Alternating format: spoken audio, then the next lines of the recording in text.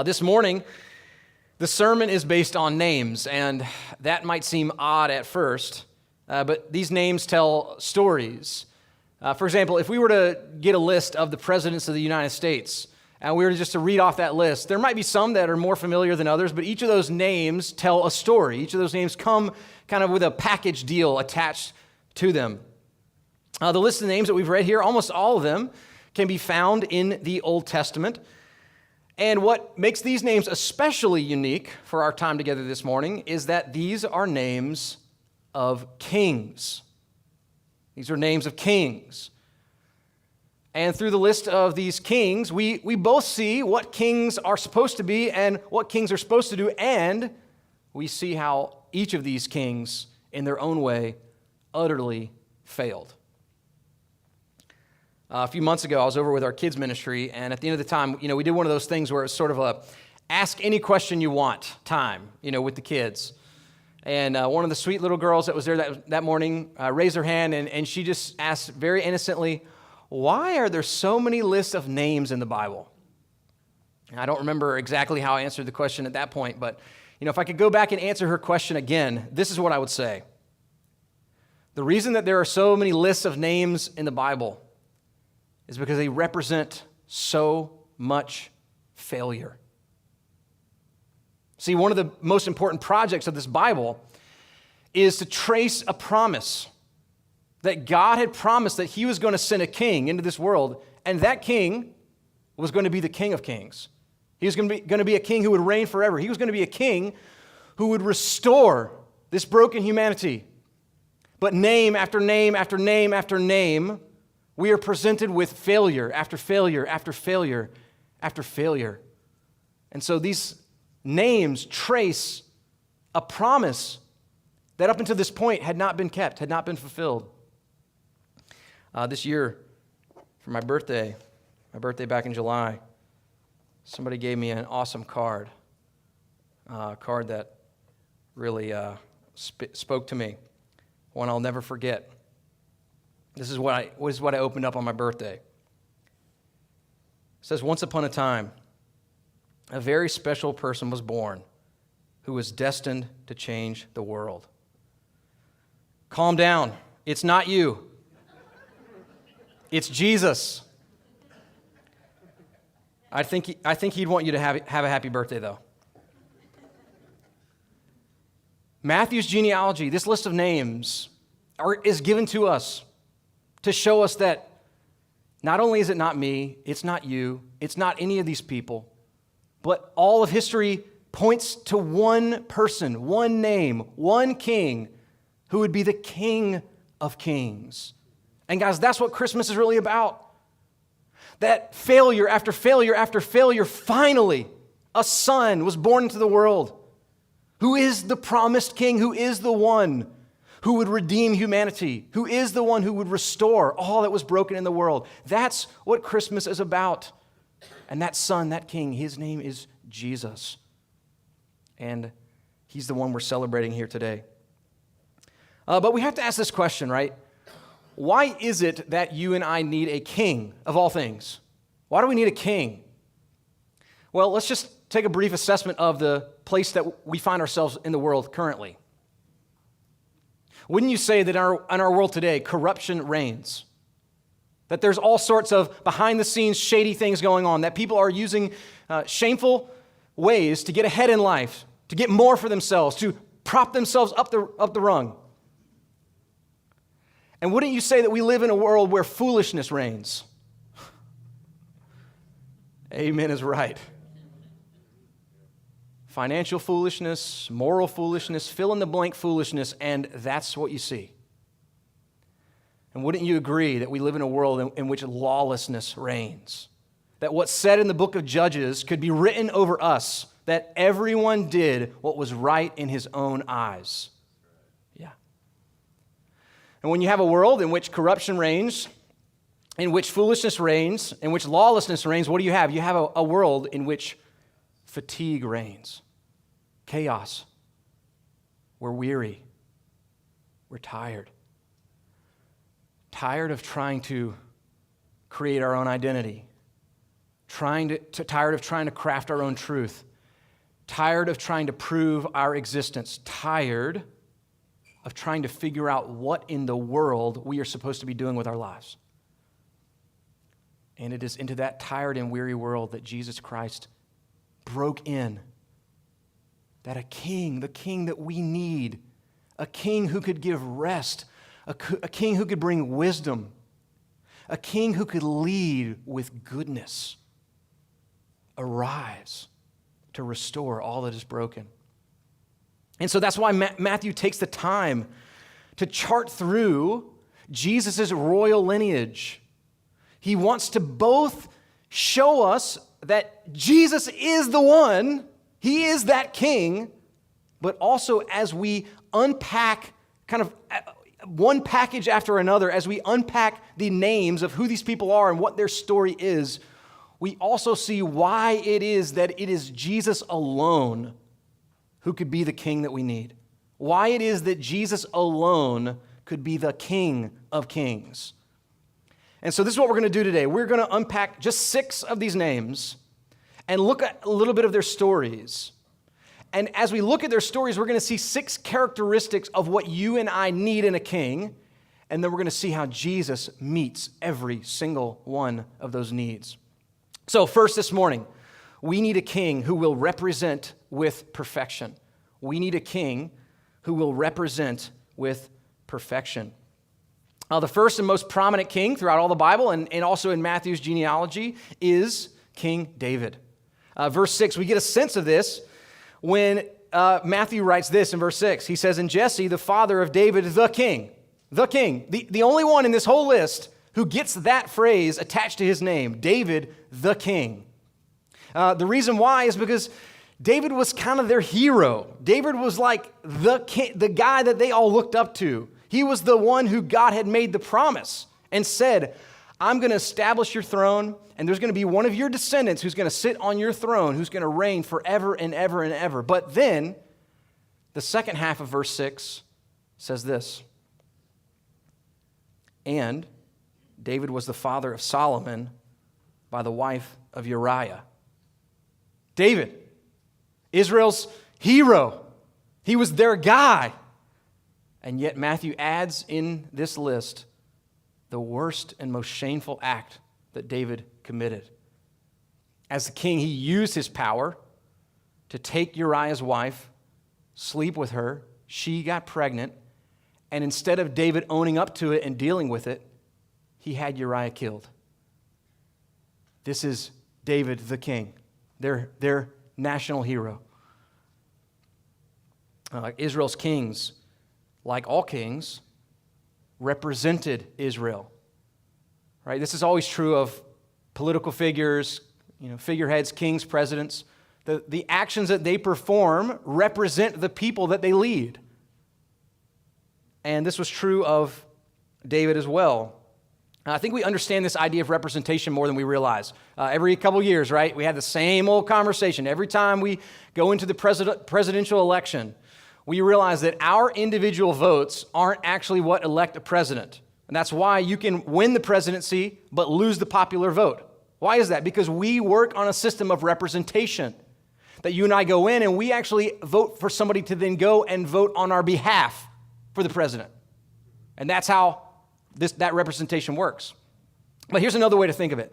Maybe you've seen some of these reality TV shows where it's sort of like a team game or whatever. I'm a big fan of Survivor, maybe Amazing Race, other ones, where for a particular puzzle or particular game, one person has to serve as a representative for the whole team. And if the one person gets the puzzle right, then their team wins. But if the one person gets the puzzle wrong, then their team loses. It's one person acting, living, doing on behalf of the whole. And that is how Israel's kings worked. But it was even more important because not only did Israel's kings represent them just like any sort of politician might for us, Israel's kings represented Israel to God. Their obedience or disobedience was on behalf of the whole nation. And that is the problem with David. Guys, we can learn a lot from David. We can learn how to worship from David. We can learn what it looks like to have a heart that runs after God. We can see a lot of good qualities in David, but what David cannot do is David cannot be our representative. In fact, David needed his great-great-great-great-grandson, Jesus, to be his representative. It's this idea of representation that makes the announcement that Jesus is king good news. Because anyone who submits to Jesus gets Jesus as their representative. Jesus stands in their place. Jesus is the one who stands on their behalf before God. And here's the deal, guys. I have an advantage as a pastor. I both know the shame in my own life of the times that I've rebelled against God and all the times that I've hurt other people. But I'm also privy to hearing a lot of other people's stories, people who share with me those things about their lives that they're most deep, dark, ashamed of. And this is what I've learned over the years. There is nothing that you could tell me that you have done in your life that would shock or surprise me. Why is that? First of all, because I know me, and I'm embarrassed of me. But also, I have gotten to know enough outwardly respectable people in my life to believe the Bible when it says in Ephesians 2:3 that we all once lived in the passions of our flesh, carrying out the desires of the body and the mind, and were by nature children of wrath like the rest of mankind. But guys, Jesus, King Jesus, he was born into this world to be a perfect representative. That anyone this morning who would submit to King Jesus gets to hide behind him. As it says in 1 Peter 3:18, for Christ also suffered once for sins, the righteous for the unrighteous, that he might bring us to God. Our King is the righteous one who happily, willingly, gladly represents unrighteous ones. So what does it mean to submit to King Jesus as our representative? It means letting go of our own performance and embracing Jesus' performance. It means those shameful things in the past that lurk and linger. Guys, if we have put our trust in Jesus, his perfect righteousness covers everything. That is the good news of having Jesus as our representative king. Second, this morning, we need a king who will judge with wisdom. We need a king who will judge with wisdom. David's son, mentioned in verses 6 and 7, was Solomon. Solomon's known as a wise guy, but here's the problem with Solomon. Solomon was wise in his public life, but he was kind of an idiot in his private life. I just want to read a little bit to you about Solomon's biography. In 1 Kings 11, verses 1 to 3, this is what the Bible says about Solomon. Now, King Solomon loved many foreign women, along with the daughter of Pharaoh, Moabite, Ammonite, Edomite, Sidonian, and Hittite women, from the nations concerning which the Lord had said to the people of Israel, you shall not enter into marriage with them, neither shall they with you, for surely they will turn your heart after their gods. Solomon clung to these in love.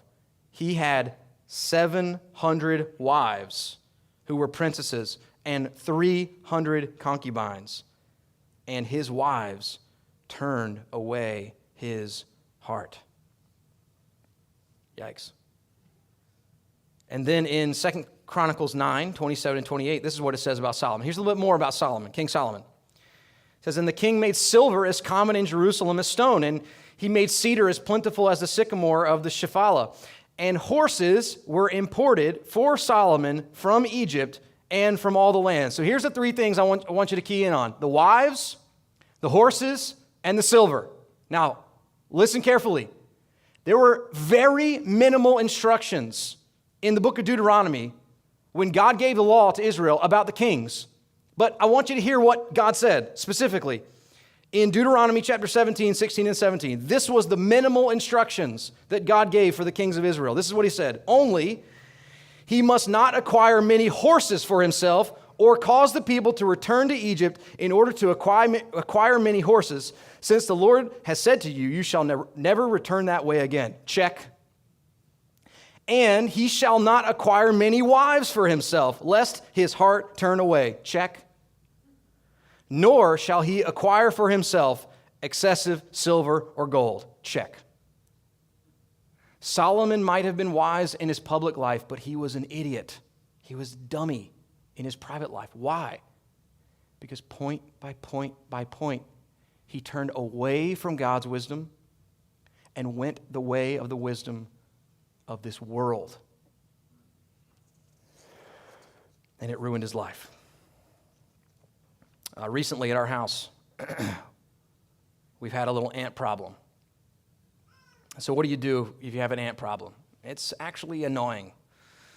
But you just go and you buy these little ant bait things, and the ants come in and they just come for dinner, and they just eat to their heart's desire, thinking that they're just getting the best meal of their life, but all along the way, they're actually being led to their death. Why do ants do this? Well, ants do this because they're dumb. All they do is they just follow their instincts. They just go with their cravings right on to their death. But let's be honest. Are we so much different? The wisdom of the world says, just go with your gut. Follow your instincts. If you want something, go for it. And we follow our instincts right into our demise. See, the wisdom of this world, it's not hard to identify when we realize this, that though there are 1,000 different versions of it, it always looks like one thing. It always looks like putting the self at the center of the universe. And that's why you can have a religious version of the wisdom of the world, and you can have a non-religious version of the wisdom of the world. You can have the emotional therapy version of the wisdom of the world, and you can have the stoic and measured version of the wisdom of the world. Why? Because all of the different thousands of iterations of the wisdom of the world always point us to the resources of self. But then Christmas happens. King Jesus arrives. And just like King David needed his future son, King Jesus, to represent him, King Solomon needed his future great-great-great-grandson to teach him what a wise life really looked like. King Jesus arrived, and King Jesus breaks down through the wisdom of this world. King Jesus brings wisdom from heaven and teaches us how to live on this earth. In Colossians chapter 2, verse 3, it tells us that in Jesus are hidden all the treasures of wisdom and knowledge. So this is what it means if we're going to submit to King Jesus and find a life of wisdom, we need to unlearn some things. Those patterns that have been formed in our lives because we've just been following our instincts. We've just been following our cravings. Those things in our life, we actually have to unlearn. And then we have to remember that the wisdom of Jesus grates against the wisdom of this world. Guys, Solomon just went for it. He just followed his instincts. He just went with his gut. He just did exactly what every other king in the history of the world has always ever done. And guess where it led him? To destruction. And that is exactly where the wisdom of the world will lead us as well.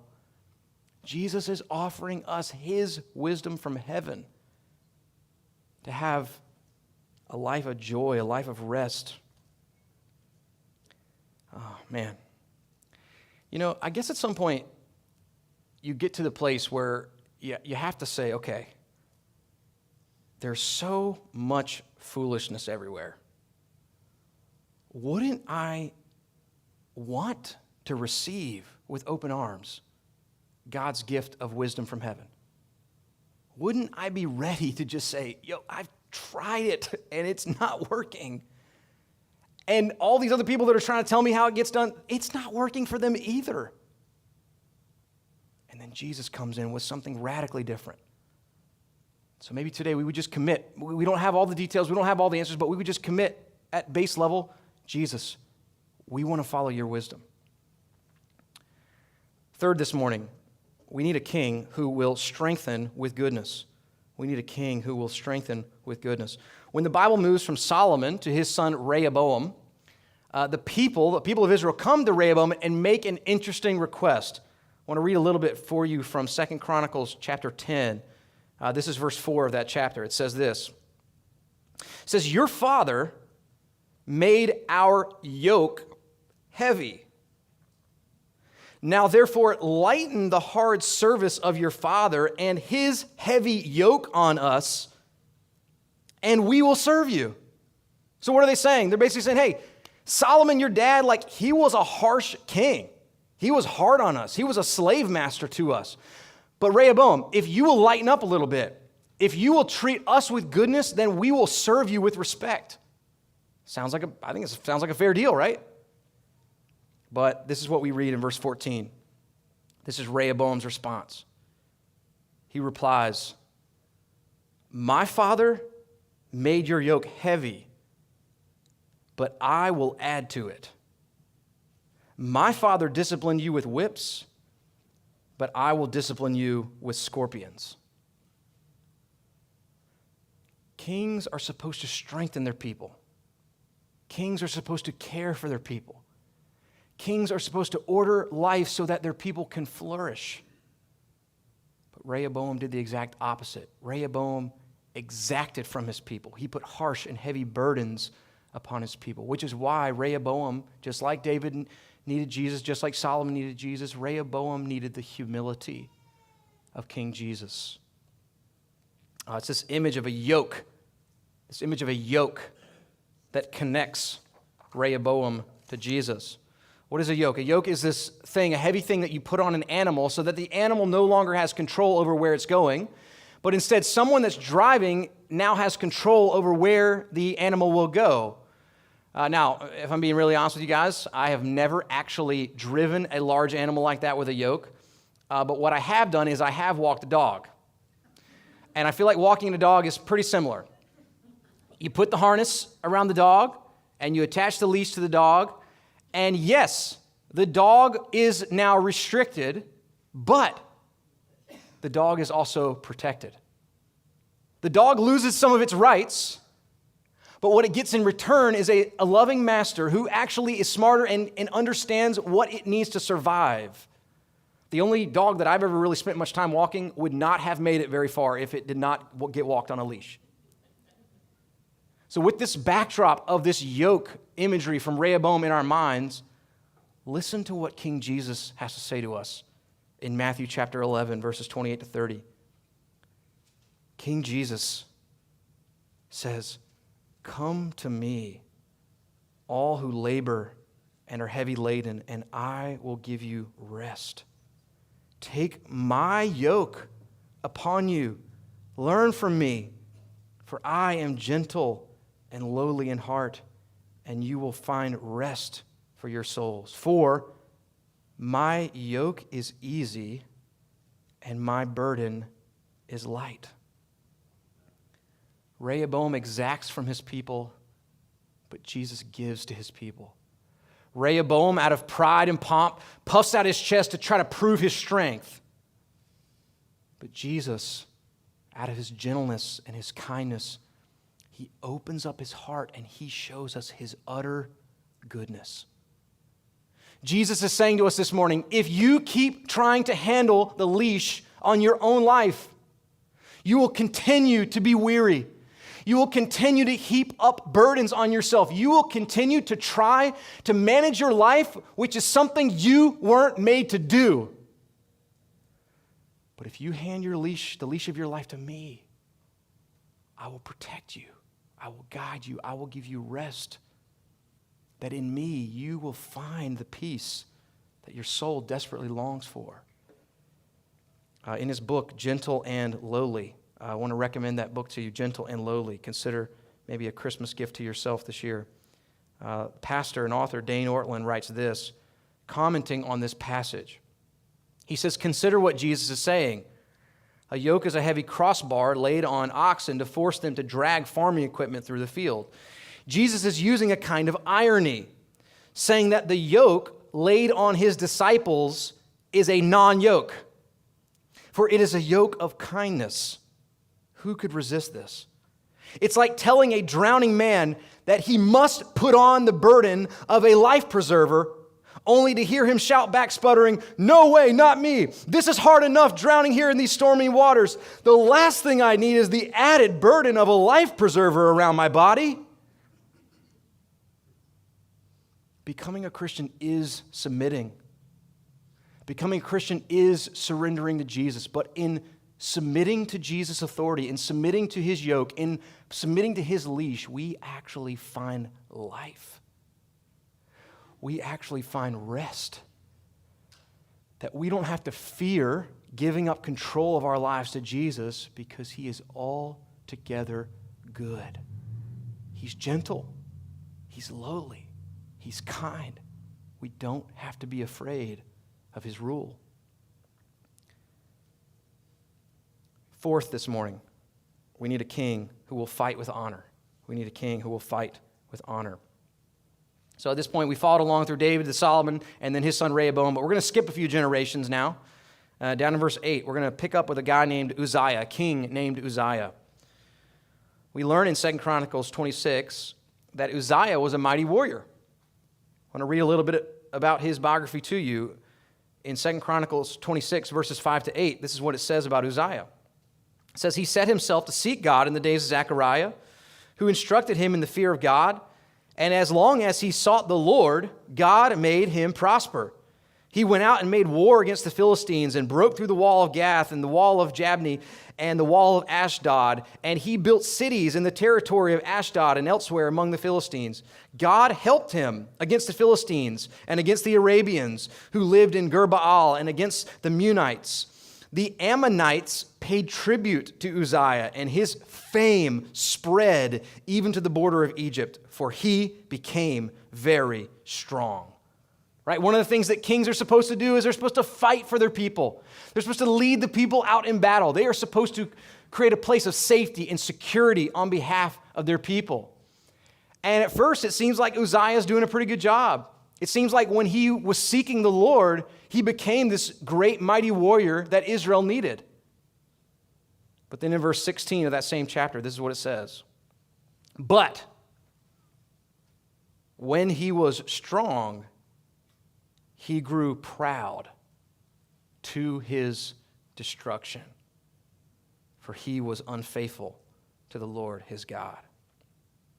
Uzziah, this mighty warrior who went out and did all these awesome things for Israel, what he didn't realize is that there was a deeper battle going on in his life. There was a more important battle going on for his heart. And while Uzziah might have been this mighty warrior who accomplished many things in his life, he failed at the point of the fight of faith. And that is why Uzziah, just like King David needed his future son Jesus, just like Solomon needed his future son Jesus, just like Rehoboam needed his future great-great-grandson Jesus, Uzziah needed his great-great-great-grandson Jesus to be his victory. The first step in fighting this deeper battle, these spiritual battles, is to acknowledge who the real enemy is. Maybe you've been in a situation like I've been in before, where you find that you're mad at somebody or you're frustrated with somebody. Maybe it only lasts a little while, maybe it lasts for a good amount of time, only to find out later that they weren't actually the person who did the thing that you were mad at them about. I can't tell you how many times I've gone to grab my keys and they're not where I thought they were. And so I say, Allie, where'd you put my keys? And she says, I don't know. And just about the time that I'm really about to get into it with her about how I hate when she moves my keys, I come around the corner and I see them exactly where I left them. Guys, we know life is hard. We realize that there are obstacles. We know it feels to us like there are enemies, but so many times we have the wrong enemy in mind. We think we're fighting these big battles in our life against all these bad people, when really there's a deeper, more important battle going on inside of us. And that is the one that Jesus came to win. Only Jesus, this son, this king who was born in Bethlehem, only Jesus could come to defeat our sin. Only Jesus could defeat Satan. Only Jesus could defeat death. Author Mitch Chase put it like this. He says, when Jesus began his earthly ministry, he too had come for conquest, though his conquering was not of earthly armies and cities. He performed signs and wonders against the power of darkness and the effects of the curse. He came to conquer demons, the devil, disease, and death. He came to exercise dominion, and nothing could resist his word. Winds ceased, demons left, sight returned, and death buckled. The king that you and I need must do better than provide for us national security. The king that you and I need must do better than help all of our dreams come true. The king that you and I need must be able to defeat death. And only Jesus could enter into a battle with death and come out victorious. Only Jesus could enter into a battle with all of the deeper enemies that really can harm us and overcome them on our behalf. So what does it mean to submit to Jesus as our warrior king? Well, here's one of the things that it means. It means that we need to stop panicking. Jesus went down into the grave. He arose victorious. And right now, he is seated at the right hand of God. Both the Bible and history prove that Jesus is conquering the world, even at times when we think it is impossible, even at times when it seems most likely that Jesus is winning. He turns the tables, and we look back and think, where did these billions of Christians come from? From a man who never left his little hometown? How did he conquer the world? Because even right now, he is the sovereign of the universe. All authority in heaven and on earth has been given unto him, and he is carrying out his victory. What is our role in this? Jesus is just carrying out a triumphal procession. You know what that is? It's like when a king conquers a city, and then he just rides through the town, waving, inviting anyone who would submit to him to join his victory. That is the phase of history that you and I find ourselves in. Jesus' triumphal procession.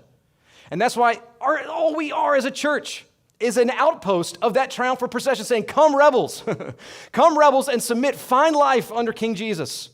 Find life under the one who is the only one who can actually conquer your worst enemies, your deepest enemies, the enemies that actually can take you down forever. And if Jesus is this champion, this warrior who fights our battles, and if Jesus is our representative who stands in our place, and if Jesus is gentle and lowly and invites us to take the yoke of his kindness upon us, then fifth this morning, we need a king who will command with authority. We need a king who will command with authority. This is where we tend to get lost. This is the nails on the chalkboard. Authority. Someone else telling us what to do with our lives. Someone else dictating where we live, how we live, what we say, what we do. And authority scares us to death because we have seen it done wrong so many times. But remember, this is Jesus we're talking about. That the king's hands that deliver the commands to us are the same king's hands that took the nails for us. One of Jesus' ancestors who had an interesting relationship to God's authority is a king named Josiah that you see there in verse 10. Josiah was a very young boy when he became king. So by the time he was 25, he had already been reigning for 18 years. And when he was 25, this is what happened to Josiah. I'm going to read you a little piece of 2 Chronicles 34, 14 to 19. It says, while they were bringing out the money that had been brought into the house of the Lord, Hilkiah the priest found the book of the law of the Lord given through Moses. Then Hilkiah answered and said to Shaphan the secretary, I have found the book of the law in the house of the Lord. And Hilkiah gave the book to Shaphan. Shaphan brought the book to the king and further reported to the king, all that was committed to your servants, they are doing. They have emptied out the money that was found in the house of the Lord and have given it into the hand of the overseers and the workmen. And here's the part I want you to key in on. Then Shaphan the secretary told the king, Hilkiah the priest has given me a book. And Shaphan read from it before the king. And when the king heard the words of the law, he tore his clothes. Josiah realized that he had been the king of Israel for 18 years, trying to rule them without God's law. He had been leading them in the wrong direction for 18 years. And Josiah knew, just like we ought to learn, that authority is actually a good thing when it is good authority. Here's how I picture what happened to Josiah.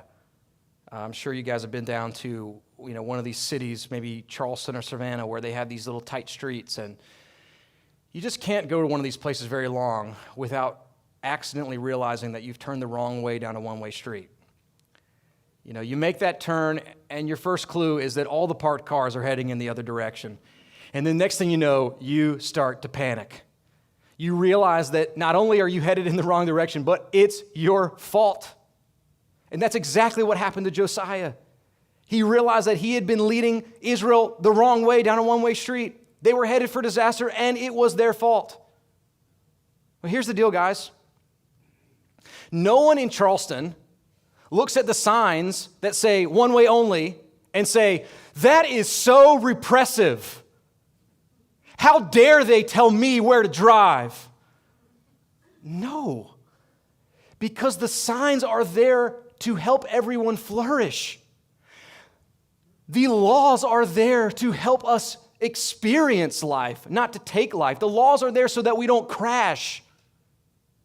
And God's good authority is for our good because it shows us where the one-way streets are. It shows us how to not wreck our lives. And so King Jesus is born into this world. And yes, guys, King Jesus comes with commands. King Jesus comes with authority. King Jesus tells us that we must obey him. But when we obey him, we're obeying the one who also washed his disciples' feet. We're obeying the one who also laid down his life for us. We're obeying the one who, when he opened up his heart, taught us that he is gentle and lowly. That we can submit to him knowing that when we submit, we're actually going in the right direction, even if we don't understand yet. Here's what submitting to King Jesus' authority means. Submitting to King Jesus' authority means that when we say yes to Jesus and submit to him, we don't say, yes, Jesus, I want your authority, except in this one area that doesn't make sense to me. Or, yes, Jesus, I want your authority, except in this one area that just doesn't quite fit with my life. No, when we come to Jesus, we say, Jesus, command me. You are my Lord. I bow before you. I'm not here to try to make your commands fit into my life. I am here to submit my life to your commands because I believe that in you is life, in you is goodness, in you is the only true good authority that this world has ever known. And so when we submit to King Jesus, we're obeying the one who was willing to die for us and the one who knows what's best for us. Finally today, we need a king who will lead with resolve. We need a king who will lead with resolve. Earlier this year, we preached through the book of Ezra. And it's another book of the Bible, by the way, that has lots and lots of names, lots and lots of lists of names. Zerubbabel, who's in Matthew's genealogy of Jesus in verse 12 and 13. Zerubbabel is one of the main characters in the book of Ezra. And his job as the king leader was to galvanize the people, to stir up the people, to rebuild God's temple. And he starts off really well. He starts off getting everybody together, and they start building, they lay the foundation, and they start working together as a team to build this thing. But then this is what we read in Ezra chapter 4, verses 4 and 5. We read that there's some opposition. It says, "Then the people of the land discouraged the people of Judah and made them afraid to build and bribed counselors against them to frustrate their purpose." As kings are supposed to lead their people. Kings are supposed to enter in when everybody else is discouraged, when everybody else feels like there's no way. Kings are supposed to enter in and lift everyone's spirits, to move people in the right direction, to mobilize their people, to keep going, keep pressing. But Zerubbabel cracks under pressure. When they get a little bit of opposition from the people around them, he slumps back and he disobeys God. And for 20 years, Zerubbabel fails to lead the people to rebuild God's temple. You know, as I think about Zerubbabel, if I'm honest, I think of myself. I think of so many pictures of our lives that I've seen play out time and time and time again. You know, where maybe we start off so well, maybe we have some resolution, maybe we have some goal, maybe we have some idea of what God's called us to do, and for about 5 minutes, we are pumped up about it. We are committed. This is the time. This time, I'm going to follow through. This time, I'm going to persevere. This time, I'm going to endure. And then a few months later, we look back and think, what happened? What went wrong? Well, the reason we shrink back is, if we're just being honest, we're just not as strong as we think we are.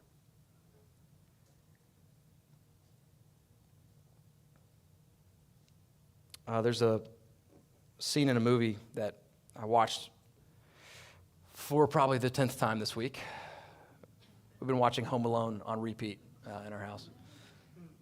There's a scene in this movie that I've seen a lot, and after like the 5th or 6th time seeing it, it just felt like it was a really good picture of how we are sometimes. You know, Kevin, the boy, is home alone, and at some point he kind of feels like he's getting over his fears. You know, he feels like he's mustering up the courage, like, okay, maybe I can do this Home Alone thing, by myself. So he comes walking out of his house, and he says, the snow, it's a little dark outside, and, he looks up to the sky, and he says, "Hey, I'm not afraid anymore. You hear that? I'm not afraid anymore." But about the time that last word comes out of his mouth, a shadow crosses his face. The camera pans, and it's his scary neighbor holding the shovel. And then the scene shifts, and Kevin's running back into the house. He darts in the door, goes up the stairs, and without even taking his shoes off, he jumps under the covers of his parents' bed. Guys, that's us. We think, this is the time. I'm over my fears. I'm going to conquer this time. I'm going to persevere. I'm going to make it through this time. And then the thing that we're scared of, the thing that gets us every time, it pops back into our life, and we shrink back again. We lose confidence. We cower again in the face of discouragement. But at Christmas, King Jesus arrived. And just like King Jesus is the representative that King David needed, Just like King Jesus is the wisdom that King Solomon needed, just like King Jesus is the humility that Rehoboam needed, just like King Jesus is the victory that Uzziah needed, just like King Jesus is the king that all kings have needed.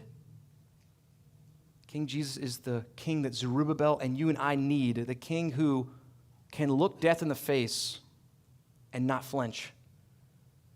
I love one of my favorite verses in the Bible is in Luke 9, verse 51. It gives us a sense of who Jesus was and how he knew what he was coming for. Luke 9:51 says, when the days drew near for him to be taken up, he set his face to go to Jerusalem. Guys, Jesus knew exactly what was waiting for him in Jerusalem.